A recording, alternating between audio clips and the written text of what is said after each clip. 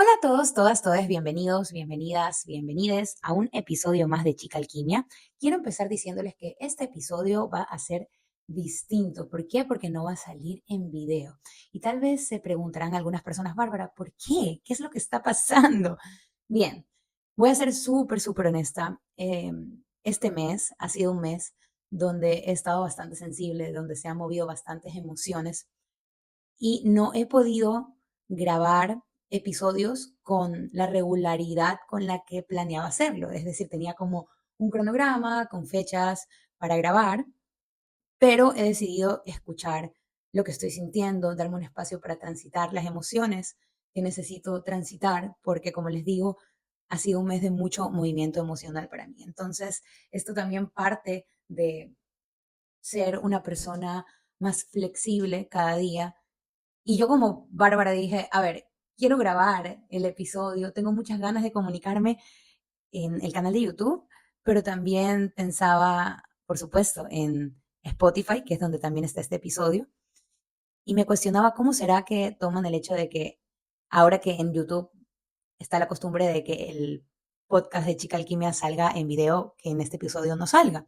Yo personalmente a veces escucho episodios que también los veo en video, me resulta muy interesante porque estoy viendo las expresiones faciales de la persona, pero también cuando los escucho solo por audio es muy interesante también porque, por ejemplo, a veces uso mi cuaderno, voy haciendo apuntes de ideas que se vienen a mi cabeza, de cosas que voy pensando.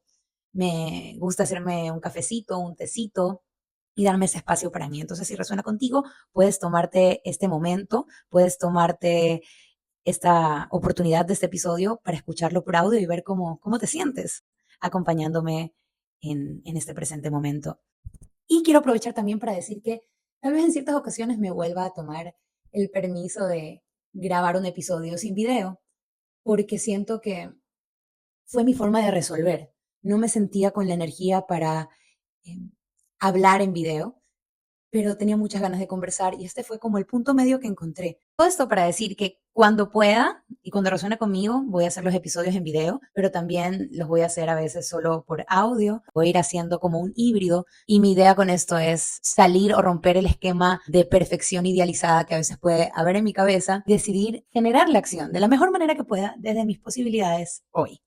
Y con esto empezamos con el tema del día de hoy, que es abrazando mi rareza. Vamos al punto. Yo soy una persona que me he considerado rara desde hace mucho tiempo. Y cuando yo le digo a alguien a veces, ¿sabes qué? Yo creo que yo soy bien rara. A veces pasa que la persona quiere como no hacerme sentir mal y es como, no, pero no es que eres rara y me dan alguna justificación. Y yo en mi mente solo estoy pensando como, no, es que yo creo que yo sí soy rara. Yo pienso en rareza como algo que tal vez sale de la norma o de lo común. Y en muchos aspectos yo creo que yo actúo de una forma tal vez no convencional a veces. Que yo muchas veces siento o percibo situaciones en la vida de una manera no convencional a veces. Y yo creo que aprender a abrazar que hay cosas que me vuelven una persona muy particular ha sido súper enriquecedor. Y como siempre me gusta decir, ya sea en este tema o en otro, si tú necesitas ayuda de un especialista en el área de salud mental para transitar algún tema que estás pasando, es válida pedir esa ayuda. Y si necesitas ayuda en general, es válida pedirla. También quiero decir que creo que es importante para mí no usar la rareza como una justificación. Por ejemplo, decir, ay, es que yo soy rara, ya, pues así soy, y no hacerme cargo de mis acciones. Yo creo que es importante hacerme cargo y responsable de mis acciones y de quién soy, y a la vez, de la manera más consciente posible, tratar de abrazar eso que me hace única, diferente, esa rareza que habita en mí. Ahora, hay algo muy interesante porque la rareza puede ser algo totalmente subjetivo, porque culturalmente, por ejemplo, en ciertas culturas algo es totalmente normal y en otras es totalmente raro y es una misma acción. Incluso maneras de expresarse. En un lugar pueden ser totalmente normales y en otras puede ser algo muy extraño o diferente. Cuando yo era chiquita yo pensaba que ser rara era algo malo. Yo fui una niña bastante sensible y yo no entendía por qué yo era así y me sentía mal de ser así y quería cambiarlo. Quería ser como el común denominador para evitar burlas, risas, etcétera.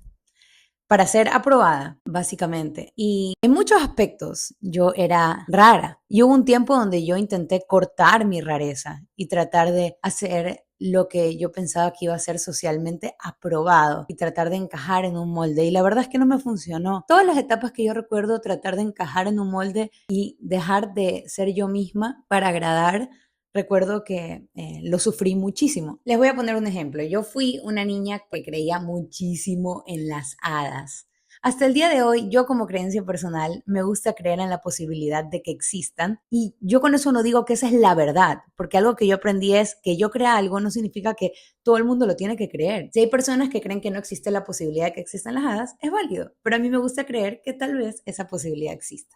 Pero remontémonos a cuando era más joven, cuando yo tenía tal vez 11, 12, 13 años, yo creía en las hadas realmente. O sea, yo te podía asegurar y decirte, yo creo que las hadas existen. Y esto fue como algo que a muchas personas les parecía gracioso, absurdo, hasta pensaban que me lo inventaba, que lo decía por llamar la atención, pero yo realmente lo creía y me hacía muchísima ilusión algún día conocer una hada. Y por un tiempo en mi adolescencia yo dije como, no, ya no creo en las hadas, ya no creo en eso. Y la verdad es que sí creía, solo que no quería ser rara o que me digan qué rara que eres. Y luego cuando yo fui más adulta dije, si a mí me gusta creer en que muchas posibilidades son posibles, ¿por qué me corto esa posibilidad? Aunque a otros les parezca rara. Y me di cuenta que esa posibilidad de soñar, de creer que muchos mundos son posibles, es una cualidad en mí. Porque, por ejemplo, yo escribo.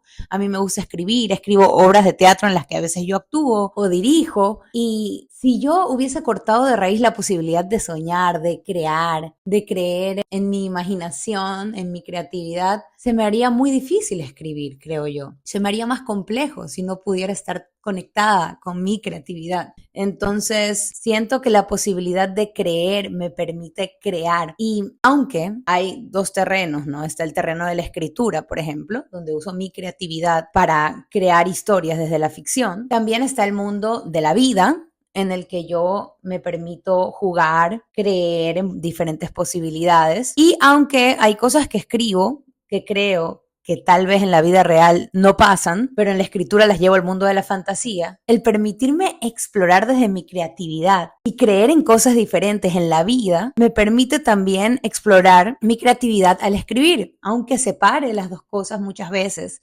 Y hay veces que escribo cosas que para mí están muy conectadas con la realidad. Y hay veces que escribo muchas cosas que también dialogan mucho con la ficción y la fantasía.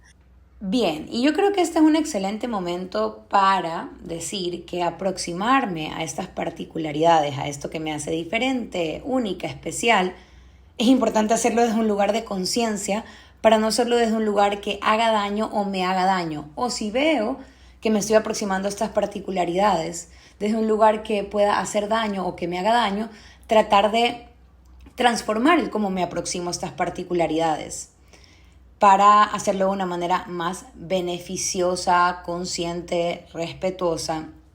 Les pongo un ejemplo. Al ser tan imaginativa y creativa, por supuesto, me ha traído muchísimos beneficios. Para conocerme, autoexplorarme a nivel artístico a la hora de crear. Pero también me di cuenta que al yo ser tan creativa y creer tanto en mi imaginación, si yo no lo hago desde un lugar de conciencia, eso a veces me puede traer problemas, porque en ocasiones me pasó que pude creer tanto en mi perspectiva, en mi imaginación, que muchas veces, metafóricamente hablando, me hice muchas películas en la cabeza y observé situaciones solo desde una perspectiva sesgada. También el hecho de creer tanto en cómo mi imaginación percibía las cosas en la vida, en ocasiones me hizo no ser lo suficientemente empática para entender qué es eso que el otro necesitaba. Y puedo hacer la acción, el trabajo consciente de tratar de entender a ese otro y tratar de tener en cuenta qué es lo que el otro requiere y poder aproximarme al otro teniéndose en cuenta, pero también respetando mis límites, mis posibilidades, mis necesidades, pero teniendo en cuenta y siendo una persona que hace el intento de conectar con que ese otro tiene otra perspectiva tal vez. Entonces, Bárbara, yo me decía a mí misma en un punto, ya cuando era más mayor, en mis 20 y picos, si tú quieres conectar con la otra persona y con lo que la otra persona requiere, haz el trabajo consciente de observar ese otro y la perspectiva de ese otro. Evidentemente no le vas a poder leer la mente, sí, es verdad, te puedes equivocar, también es verdad que te puedes equivocar, pero puedes intentar tener en cuenta el universo interior de esa persona, cómo es esa persona en su interior a la hora de accionar. Obviamente respetando tus límites y tus necesidades, pero teniendo en cuenta también que transite ese otro con el que estás compartiendo esta experiencia llamada vida. Entonces no estar tan en como yo veo el mundo, como yo creo las cosas, y también saber que hay otras perspectivas, que hay muchas otras personas con muchas maneras de ver el mundo. Y claro que darme cuenta de esto fue difícil porque por supuesto que yo no he querido accionar de una manera poco empática o sesgada en mi vida. Fueron actitudes inconscientes, pero poder darle luz a eso y tomar responsabilidad fue eso que me permitió transformarme, eso fue lo que me permitió ir transformándolo. Y aunque todavía me pueda equivocar en el tema, ya hago la acción consciente de tratar de ser responsable de mi imaginación y mi capacidad de creer y crear. Entonces ahora creo que mi imaginación y mi creatividad me traen cosas maravillosas, sí, pero también creo que tengo que ser consciente de que hay otras personas con otras perspectivas y que coexisto con esas otras personas y tratar de convivir con las otras personas de la manera más respetuosa posible.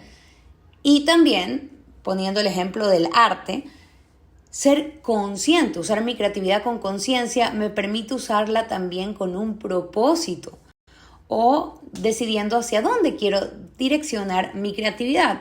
Trato de conectarme con esta creatividad desde un lugar consciente y saber que aunque no solo hablando de esta particularidad que es ser muy creativa o imaginativa, aunque esta particularidad u otras particularidades que tengo pueden tener aspectos muy positivos, también sé que a veces pueden traer aspectos dolorosos o aspectos complejos en mi vida, y por eso tratar de abordarlas con conciencia y responsabilidad creo que es clave.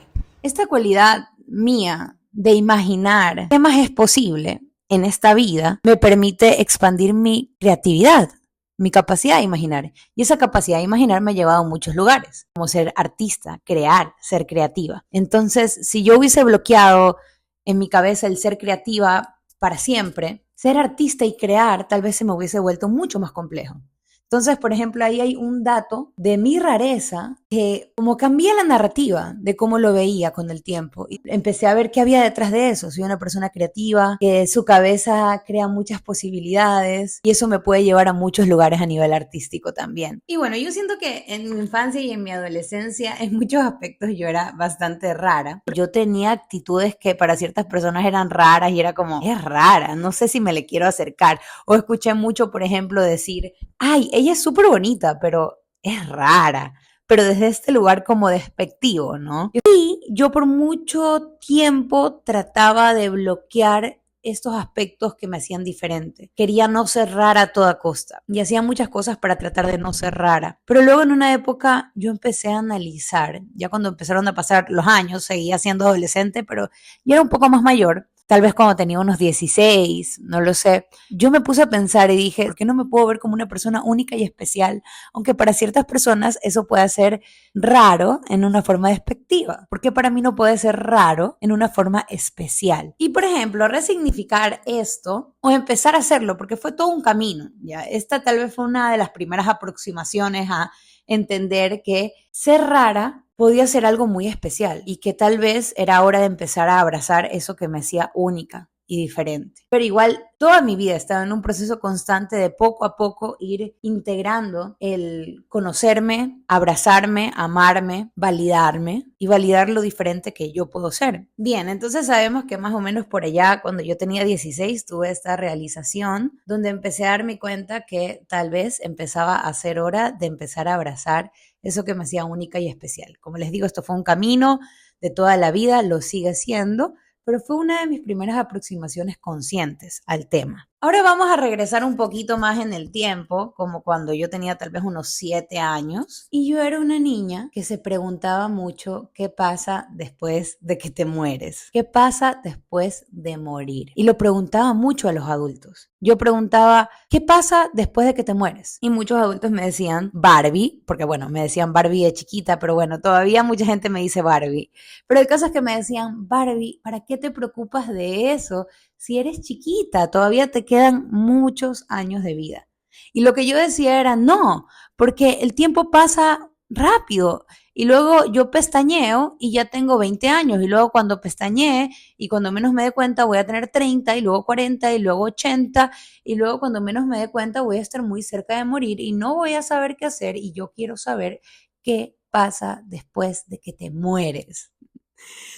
Ajá, imaginen, desde esa edad yo me hacía preguntas sumamente profundas. El caso es que yo me seguía haciendo estas preguntas y a mí emocionalmente me generaban muchas emociones fuertes, me problematizaba. Era una pregunta que no me dejaba dormir muchas veces por las noches. Y por muchos años yo empecé a evadir esta pregunta, a empezar a buscar distracciones para no sentir todo lo que me generaba esta pregunta. Y con los años, cuando luego fui adulta y descubrí que mi sensibilidad tenía mucho que aportarme también, y hice las paces con el hecho de hacerme preguntas profundas como quién soy, a dónde voy, cuál es mi propósito en esta vida, a dónde vamos después de irnos de este plano terrenal. Aunque no tenga respuestas con certeza, porque hoy entiendo que mi cerebro es finito y el universo es infinito y que hay cosas que van más allá de mi entendimiento racional, el permitirme hacerme estas preguntas desde un lugar de compasión, sabiendo que tal vez no voy a tener todas las respuestas a todo, o que en muchos casos voy a tener hipótesis y no respuestas exactas, descubrí que hacerme estas preguntas me permitía conocerme más, explorarme más, encaminarme hacia dónde quiero ir, hacia quién quiero ser en esta experiencia llamada vida, y me permitió crecer y aprender mucho de mí y encaminarme hacia cómo quiero ver la vida. Y aunque no tenga todas las respuestas a todas mis preguntas profundas que me hago hasta hoy en la actualidad, he decidido hacer las paces con eso, con que no tengo las respuestas de todo, pero permitirme sentir. Se me generan las preguntas que me hago en mi interior y poder tener hipótesis de eso me permite conocerme más y decidir qué quiero hacer con mi vida en este presente momento. Entonces esto con el tiempo, volver a hacer las paces con hacerme preguntas profundas, fue algo muy importante para abrazar mi sensibilidad y entender que eso que para ciertas personas a veces podía ser raro, incluso para mí era raro, yo decía, ¿por qué me hago estas preguntas? Ni siquiera yo misma entendía. Entender que aunque sea diferente, era algo que me hacía especial. Y esa fue una forma también de hacer las paces con mi rareza o con lo que me hace especial y única. Bien, ahora volvamos a la época de cuando yo tenía más o menos 14 años. Yo debo decir que en mi adolescencia yo pasé cosas muy duras, de las que hoy por hoy no puedo hablar de todas, porque realmente sí son cosas muy íntimas, que hoy en este presente momento no me siento cómoda entrando en detalles, porque también creo que es importante compartir cosas con el mundo, sí, pero también proteger la intimidad de una y saber qué cosas una está preparada para compartir y qué cosas una no le resuena compartir. Eso es válido también. Pero vamos al punto de que yo viví cosas muy duras también en mi adolescencia y empecé a sentir mucho. Yo ya de por sí era una niña muy sensible que sentía todo con mucha intensidad. Entonces me empiezan a pasar varias cosas y mi sensibilidad empieza a estar en picos. Empiezo a sentir muchísimo todo y era abrumador. Entonces empecé a hacer cosas para evadir o anestesiar esa sensibilidad que habitaba en mí y no pensar en todas estas emociones y sensaciones que llegaban a mi interior. Y algo que me parece importante es que no todas las cosas que yo hacía para anestesiar o para evadir lo que sentía, siento que son cosas negativas. El cómo yo me aproximaba a estas cosas, que era para evadir, siento que las hacían negativas para mí porque me hacía daño la forma de aproximarme a estas acciones. Y hay otras cosas que en definitiva yo las veo y yo digo, ok, esto, hay cosas que hacía que yo digo, en cualquier etapa siento que no me hacen bien y siento que las voy a evitar. Y hay otras que hoy las veo y digo, ok, yo usaba X, Y o Z acción para evadir emociones, pero es una acción que cuando la uso de manera consciente me hace bien. Solo tuve que aprender cómo aproximarme a esas acciones. Entonces, cuando yo era adolescente, yo sí usaba el salir para evadir mis emociones. Y salía muchas veces aunque no tenía ganas de salir. Entonces el cómo me aproximaba, por ejemplo, a salir, era lo que yo creo que me hacía mal a mí. Y luego aprendí a socializar de una manera en la que me hacía bien a mí, que era no sobreexigiéndome salir, saliendo cuando me sentía energéticamente en la posibilidad de hacerlo, cuidándome en el proceso, etcétera. No quería quedarme sola con mis emociones y mis pensamientos en la casa. Me afectaba muchísimo pensar en esa posibilidad. Entre menos pudiera pensar y entre más pudiera estar acompañada de gente, a esa edad yo pensaba que era mejor para mí. Y hoy entiendo que lo que yo hacía era querer evadir mis emociones, pero yo en ese momento no sabía que estaba haciendo eso. Entonces yo seguía haciendo diferentes tipos de cosas en la vida para evadir emociones en mi adolescencia, pero por más de que yo tratara de evadirlas, no se iban. En el instante en el que me quedaba sola, esas emociones crecían y crecían y crecían, hasta que un momento ya no podía más y todo lo que había reprimido salía de golpe. Y yo sentía que esas emociones me arrollaban y yo no sabía qué hacer con ellas. Era sumamente abrumador para mí y yo me cuestionaba constantemente por qué soy tan sensible, por qué tengo que sentir tanto, cómo hago para pagar estas emociones. Y bueno, con los años, con el tiempo, me di cuenta que ya sentía que no lo podía hacer sola, que necesitaba ayuda. Y empecé a ir a la psicóloga, fui a terapia, hice diferentes tipos de actividades holísticas para conectar conmigo de una manera integral, conectando con mi alma, con mi cuerpo, con mi mente, tratando de ser consciente de qué emociones transitaban en mí y empezando a obtener herramientas para transitar con más gentileza mi sensibilidad, mis emociones. Entonces, no he dejado de ser una persona muy sensible, pero hoy tengo herramientas para transitar con gentileza lo que voy sintiendo en este presente momento. Entonces, siento que pedir ayuda para aprender a transitar mis emociones fue clave. Ir con especialistas en el tema fue clave. Y hoy por hoy entiendo que no se trata de evadir emociones, ¿sí? No se trata de evadirlas, se trata de conocerlas, darles su espacio, transitarlas de una manera en la que sea segura sin quedarme atascada en esas emociones hasta un punto que sea dañino para mí.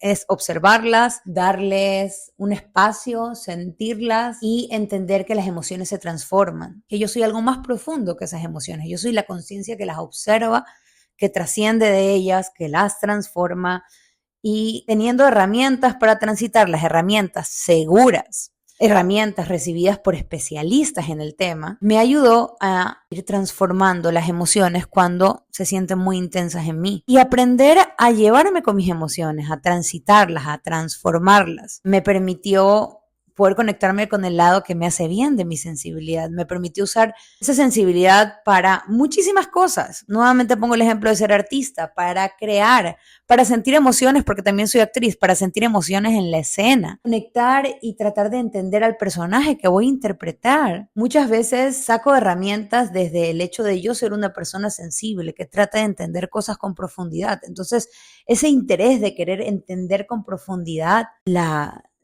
la vida humana me permite entrar con esa curiosidad a preguntarme cómo es el personaje que voy a interpretar en escena.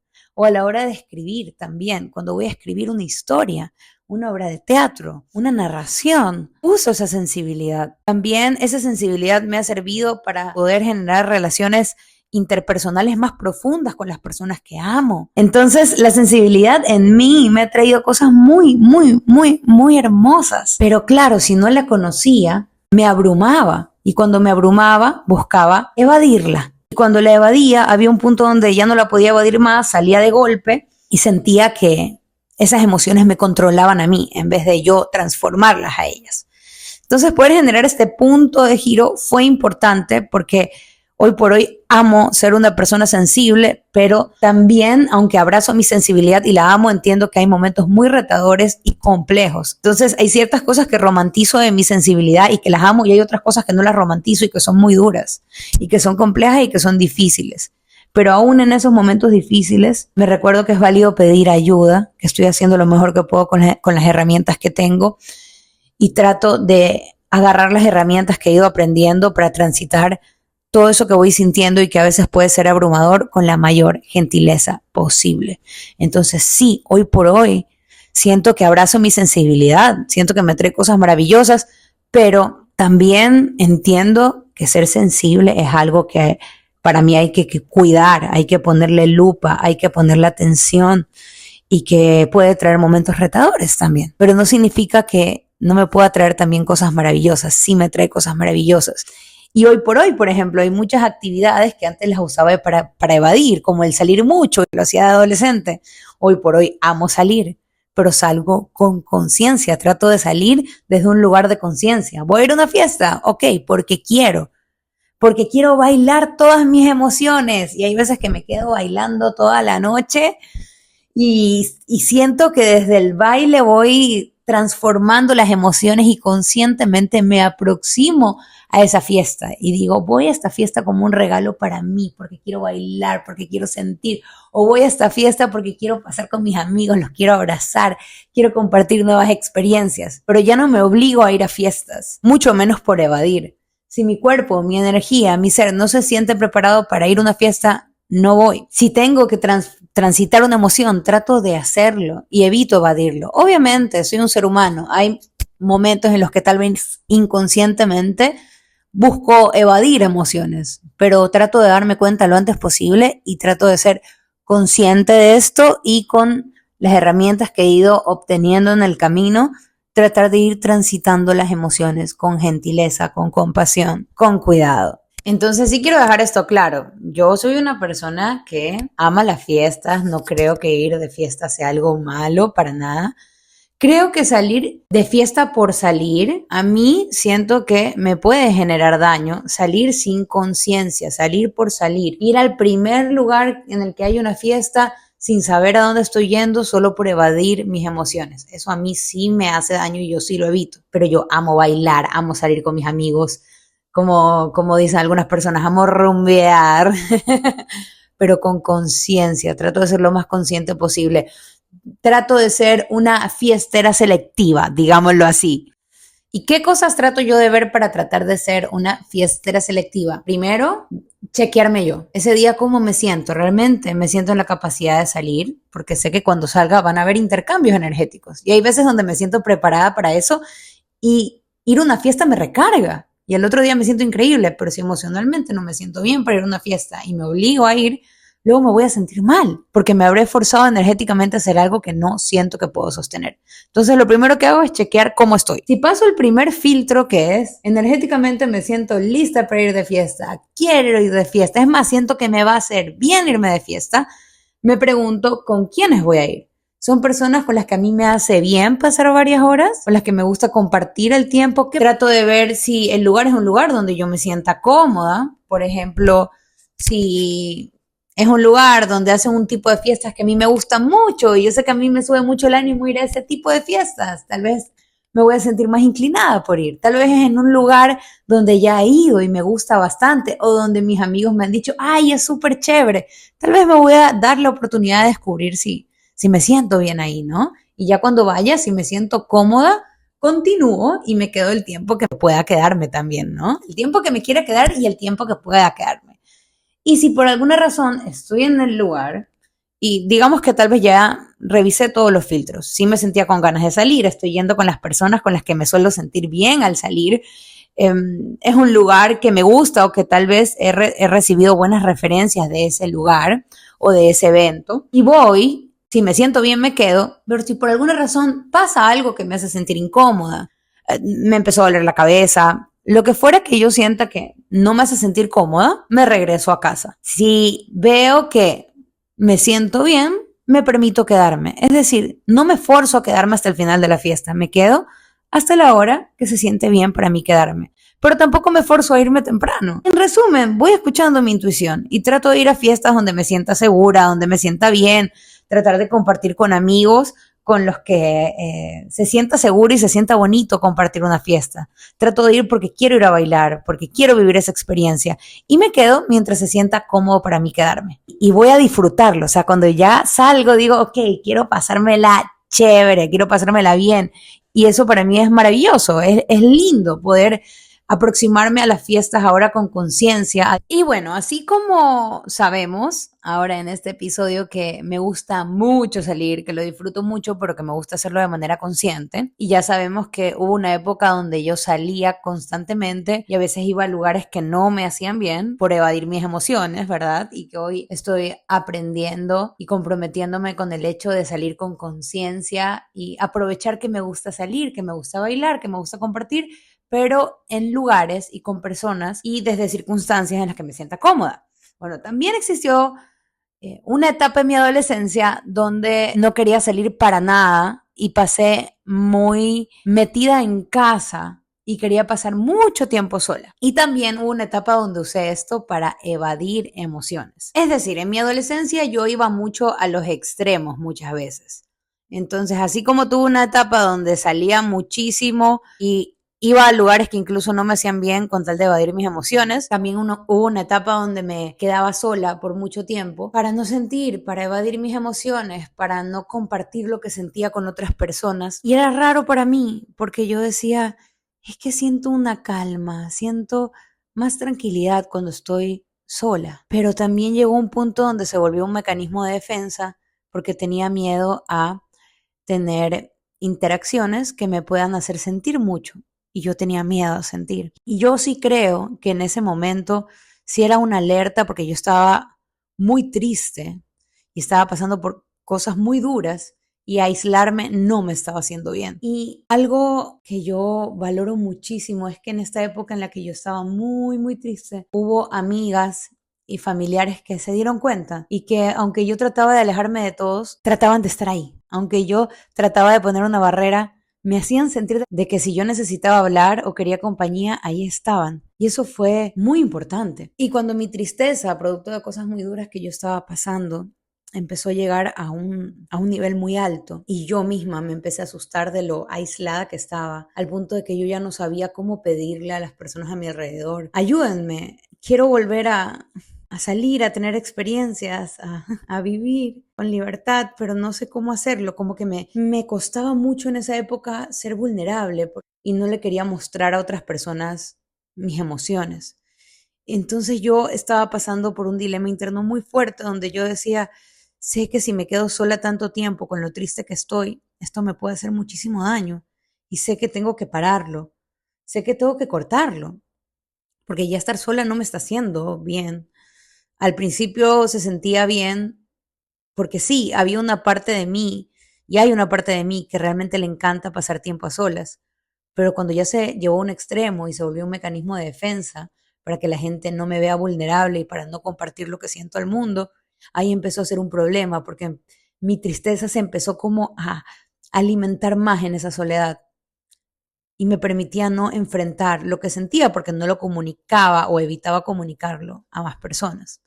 Entonces, cuando ya me di cuenta que en serio necesitaba ayuda y que el grado de tristeza que estaba pasando era muy fuerte, yo en esa época no sabía cómo pedir ayuda, me costaba, sentía que quería hablar, pero no me salían las palabras. Entonces, de a poquito empecé a comunicarme más, a buscar excusas para reunirme con más amigas, a buscar excusas para conversar más con la gente que amo, con mi familia, y de a poquito empecé con esto, con ayuda de especialistas, a salir de ahí, de esa tristeza muy profunda. Y luego sí, en la vida siguieron pasando cosas muy retadoras y hubo momentos donde volví a sentirme muy triste, pero lo que estaba sintiendo en esta etapa empecé a transitarlo y empecé a evitar usar el aislarme como un mecanismo de defensa para no mostrar mis emociones y empecé a hacer un camino como opuesto, que también tiene que ver con el camino a abrazar mi sensibilidad, que fue empezar a expresar de nuevo cómo me sentía, qué me pasaba, cómo estaba y empecé a ver también mi sensibilidad como algo especial. Entonces empecé a hacer todo este camino de empezar a comunicarme de nuevo. Y hoy por hoy me encanta estar sola, o sea, hay muchos momentos que paso sola y me los re disfruto, porque al ser tan sensible, como que también cuando estoy ahora sola, escribo en mi diario, creo historias, escribo guiones, escucho un podcast, me conecto conmigo, siento que esos espacios de introspección son súper importantes. cuando no los llevo a un extremo. Algo que yo siento que para algunas personas puede ser un poco raro es que yo me considero como una mezcla de extrovertida e introvertida. Yo a veces en broma digo, ¿soy una introvertida bien extrovertida o soy una extrovertida bien introvertida? No lo sé. Y que soy una persona que necesita escuchar mucho cuándo salir y compartir con otras personas y cuándo tener momentos introspectivos. Y que es súper importante para mí encontrar un balance. Y entonces voy tratando de generar como un equilibrio, donde sé que hay etapas en las que necesito mucho tiempo a solas y hay etapas donde me gusta mucho salir. Y dependiendo de lo que voy sintiendo, voy tratando de generar un balance, porque hay etapas donde necesito estar conmigo, hay etapas donde necesito compartir con el mundo y voy generando mi sano equilibrio, ¿sí? Entonces, ese también ha sido un camino de abrazar mi sensibilidad, entender que mi ser me va pidiendo constantemente diferentes cosas para conectar con esa sensibilidad, con eso que me hace especial, con eso que me hace diferente. Entonces, esto de hacerme preguntas muy profundas, que lo hablábamos al inicio, que lo tenía desde chiquita, lo abrazo, le doy su espacio de una manera consciente y tratando de ser gentil en el proceso. Esto de que me gusta salir y compartir con otras personas, trato de darle el espacio de una manera selectiva y consciente, cuidándome en el proceso. Esto de que a veces me gusta pasar mucho tiempo a solas, trato de darle el espacio de una manera sana, sin llevarlo a un extremo, tratando de ser consciente en el proceso. Y así con cada cosa, trato de entender qué me está pasando, por qué me siento diferente y tratar de entender esa cualidad que me hace particular, digamos, o esa característica que me hace especial y tratar de sacarle el mejor lado, ver cuál es el lado que puedo explorar, disfrutar y abrazar y también ver cuál es el lado que me puede hacer daño de esa particularidad para evitar irme a un extremo donde me haga daño o donde me pueda tratar mal. Entonces, conocer mis particularidades me permite aproximarme a ellas con mayor conciencia y tratar de sacar de ellas una conexión más profunda conmigo y con mi entorno y tratar de conectarme con eso que me hace única, cuidándome en el proceso. Entonces, yo me podría quedar aquí hablando un montón de ciertas cosas que para ciertas personas me hacen a mí rara, o sea, ciertas características que yo tengo que desde afuera se pueden ver como raras, o ciertas características que incluso yo las puedo ver y puedo decir, esto es raro, pero vamos a ir buscando ya darle un cierre a este episodio. Y cosas importantes que he encontrado.